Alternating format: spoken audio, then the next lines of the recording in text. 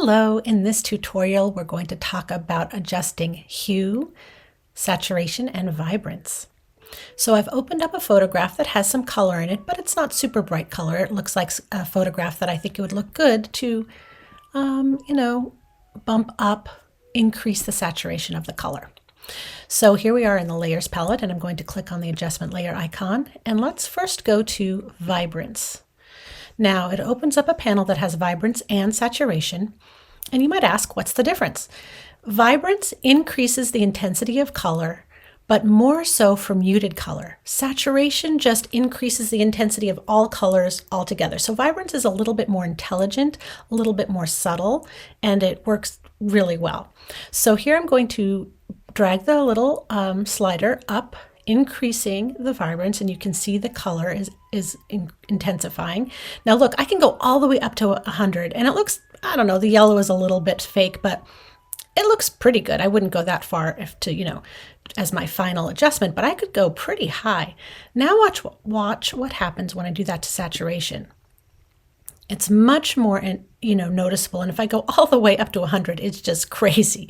It looks really, maybe you'd want to do that for an artistic effect, but normally if you just wanted to make your photo look its best, you would never go that high. So I like to use vibrance. It's a little bit more subtle.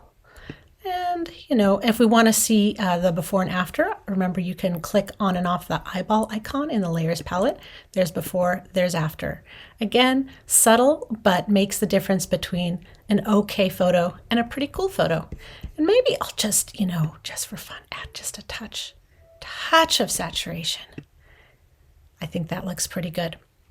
Okay, so that's you using the vibrance. I am going to delete this by just hitting the delete key on my keyboard, going back to the adjustment layer icon, and now I'm going to go to the hue saturation option. Now here we see a few different things. Saturation is there, so you can up the saturation, but remember that's pretty, heavy-handed. But here's what I want to show you that's special about the hue saturation panel. It has something that's called colorize, and you might not, when I first open it up, you can't see it. It's a little bit farther down, so you can use your slider to get to it. But once you hit that colorize button, it basically puts a filter on the whole photograph based on the hue slider. And hue is just another name for color. So if it's on red, that hue is going to look red. And watch what happens as I move through the colors on the hue slider. It will change this look of your photo, and it can be a pretty fun effect, a pretty nice effect. I've used it many times in poster creation and special effects and so on. So I wanted you to know how to use that colorize button.